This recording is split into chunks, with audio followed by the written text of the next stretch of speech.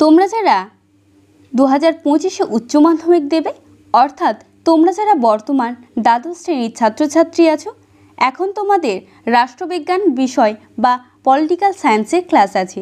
আজকের ক্লাসে আমি তোমাদের এই রাষ্ট্রবিজ্ঞান বিষয়ের বড় প্রশ্ন অর্থাৎ 8 নম্বরের প্রশ্নর 100% বা 100% কমনযুক্ত সাজেশান নিয়ে আলোচনা করব। তোমাদের মোট 10টি অধ্যায় রয়েছে এবং এই 10টি অধ্যায় থেকে কোন কোন অধ্যায় থেকে খুবই গুরুত্বপূর্ণ যে সকল প্রশ্নগুলি ইম্পর্টেন্ট অর্থাৎ খুবই গুরুত্বপূর্ণ প্রশ্ন রেখেছি তোমরা দেখে নাও। প্রথমেই রয়েছে তোমাদের 1 নম্বর অধ্যায়। 1 নম্বর অর্থাৎ আন্তর্জাতিক সম্পর্ক। 1 নম্বর অধ্যায় অর্থাৎ আন্তর্জাতিক সম্পর্ক। এই আন্তর্জাতিক সম্পর্ক চ্যাপ্টার থেকে খুবই গুরুত্বপূর্ণ প্রশ্ন। বিশ্বায়ন কাকে বলে? বিশ্বায়নের প্রকৃতি বিশ্লেষণ করো। অথবা দিয়ে এই প্রশ্নটা আবার এভাবে আসতে পারে যে বিশ্বায়ন কাকে বলে? বিশ্বায়নের বিভিন্ন রূপগুলি লেখো বা বিশ্বায়নের বিভিন্ন রূপগুলি আলোচনা করো। এরপর 2 নম্বর প্রশ্ন। 2 নম্বর প্রশ্ন আছে ক্ষমতা বলতে কী বোঝো? ক্ষমতার মূল উপাদানগুলি ব্যাখ্যা করো। এরপর 3 নম্বর প্রশ্ন, জাতীয় স্বার্থ কাকে বলে? জাতীয় স্বার্থ রক্ষার বিভিন্ন উপাদানগুলি উল্লেখ করো। অথবা দিয়ে এই প্রশ্নটা তোমাদের আবার এভাবে আসতে পারে যে জাতীয় স্বার্থ রক্ষার উপায়গুলি উল্লেখ করো। এই প্রশ্নটা কিন্তু খুবই গুরুত্বপূর্ণ প্রশ্ন। এরপর 4 নম্বর প্রশ্ন, আন্তর্জাতিক সম্পর্কের বিবর্তন আলোচনা করো। এরপর তোমাদের 5 নম্বর অধ্যায় থেকে বড় প্রশ্ন হয় অর্থাৎ 8 নম্বরে যে প্রশ্নগুলো আসে তোমরা দেখে নাও।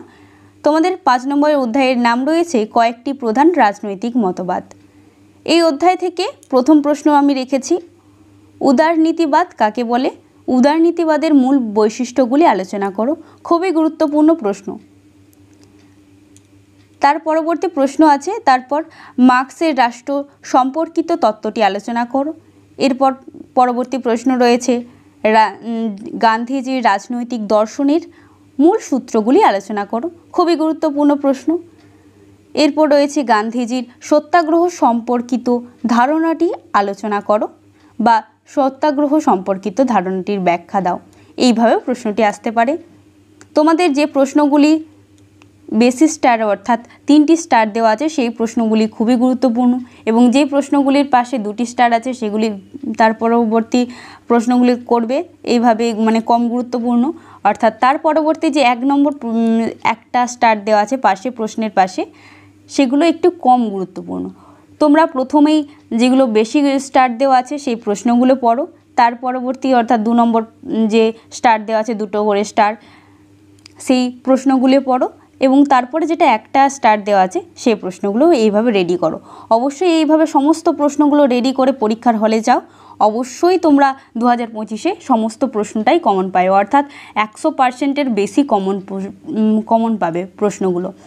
এরপর 5 নম্বর প্রশ্ন কি রয়েছে দেখে নাও, মার্ক্সবাদ এর মূল সূত্রগুলি আলোচনা করো। এটিও কিন্তু খুবই গুরুত্বপূর্ণ প্রশ্ন। এরপর তোমাদের 6 নম্বর অধ্যায় থেকে কি কি প্রশ্ন হয় তোমরা দেখে নাও।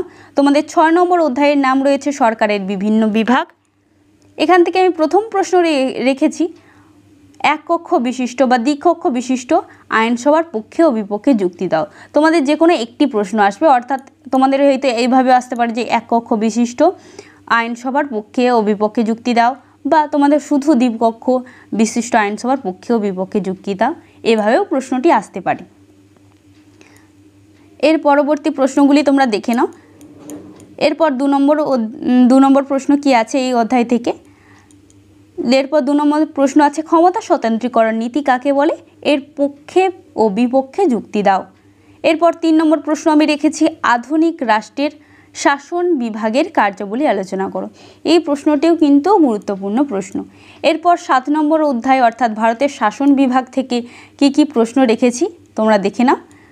প্রথম প্রশ্নটি রয়েছে মুখ্যমন্ত্রীর ক্ষমতা ও পদমর্যাদা আলোচনা করো এবং 2 নম্বর প্রশ্ন রয়েছে রাষ্ট্রপতির ক্ষমতা ও পদমর্যাদা আলোচনা করো। তোমরা যে কোনো এই অধ্যায় থেকে 2টি প্রশ্ন পড়ে যাও, এই 2টির মধ্যে যে কোনো একটি পরীক্ষায় আসবেই। তোমরা প্রথমেই মুখ্যমন্ত্রীর ক্ষমতা ও পদমর্যাদা আলোচনা করো এই প্রশ্নটা পড়ো এবং তার পরবর্তী প্রশ্ন হচ্ছে রাষ্ট্রপতির ক্ষমতা ও পদমর্যাদা আলোচনা করো। অবশ্যই আমি তোমাদের সাজেস্ট করব যে 2টো প্রশ্নই পড়ে যাও, সেক্ষেত্রে তোমাদেরই ভালো হবে। তোমরা কিন্তু সমস্ত প্রশ্নগুলোই রেডি করে পরীক্ষা দিতে যাও। 2025-এ দেখবে তোমরা সমস্ত প্রশ্নটা কমন পাচ্ছ, অর্থাৎ সালের এই প্রশ্নগুলো কিন্তু খুবই গুরুত্বপূর্ণ। এই অধ্যায় থেকে এই দুটি প্রশ্ন পড়ে যাও, অবশ্যই খুবই গুরুত্বপূর্ণ, ফল লাভ করবে। এর পরবর্তী অধ্যায় রয়েছে 8 নম্বর, অর্থাৎ ভারতের আইন বিভাগ। এই ভারতের আইন বিভাগ থেকে প্রথম প্রশ্ন আমি রেখেছি, ভারতীয় পার্লামেন্টের ক্ষমতা ও কার্যাবলী আলোচনা করো। এটি কিন্তু খুবই গুরুত্বপূর্ণ প্রশ্ন, বারংবার সালে এসেছে, বিভিন্ন সালে এসেছে। এই প্রশ্নটি খুবই গুরুত্বপূর্ণ, অবশ্যই এই প্রশ্নটি এই অধ্যায় থেকে আগে করার চেষ্টা করো। এর পরবর্তী প্রশ্ন করবে, ভারতীয় পার্লামেন্টে আইন পাশের পদ্ধতি আলোচনা করো। অথবা এই প্রশ্নটি আবার এভাবেও ঘুরিয়ে আসতে পারে যে ভারতীয় পার্লামেন্টে আইন পাশের পদ্ধতি আলোচনা করো। এর পরবর্তী প্রশ্ন 3 নম্বর প্রশ্ন, বিধানসভার স্পিকারের ক্ষমতা ও কার্যাবলী আলোচনা করো। এই প্রশ্নটিও তোমরা একটু দেখে যাও। আর আছে অর্থবিল কাকে বলে, এই প্রশ্নটিও তোমরা কিন্তু করবে। অর্থবিল কাকে বলে, লোকসভায় কিভাবে অর্থবিল পাস হয়, অর্থাৎ বা এইভাবে প্রশ্নটি আসতে পারে যে লোকসভায় অর্থবিল পাশের পদ্ধতি আলোচনা করো বা বিশ্লেষণ করো। এরপর 9 নম্বর অধ্যায়, অর্থাৎ ভারতের বিচার বিভাগ থেকে কোন কোন প্রশ্নগুলো পড়বে দেখে নাও। প্রথম গুরুত্বপূর্ণ প্রশ্ন হলো, ভারতের সুপ্রিম কোর্টের গঠন ও কার্যাবলী আলোচনা করো। এটি খুব গুরুত্বপূর্ণ প্রশ্ন। এরপর এই অধ্যায় থেকে করবে ভারতের বিচার ব্যবস্থার বৈশিষ্ট্য। এরপর প্রশ্ন করবে লোক আদালতের গঠন ও কার্যাবলী, এটাও খুব গুরুত্বপূর্ণ প্রশ্ন। আর কি কি প্রশ্ন রেখেছি তোমরা দেখে নাও। আরেকটি এখান থেকে প্রশ্ন রেখেছি, অর্থাৎ 4 নম্বর প্রশ্নটাও কিন্তু খুবই গুরুত্বপূর্ণ, তোমরা দেখতে পাচ্ছ। আগে যেগুলো 3টে স্টার আছে সেই প্রশ্নগুলো করার চেষ্টা করো, এবং তারপরে 2টো স্টার, তারপরে 1টা স্টার। এরপর 4 নম্বর প্রশ্নটা তোমরা দেখে নাও, অধস্থন আদালতগুলির গঠন ও কার্যাবলী আলোচনা করলো। এই ছিল তোমাদের বড় প্রশ্নের সাজেশন।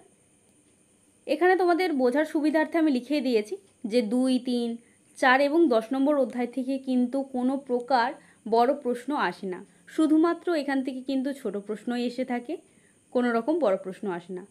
খুব ভালোভাবে প্রশ্নগুলো পড়ার চেষ্টা করো, অবশ্যই 2025-এ সমস্ত প্রশ্নটাই কমন পাবে।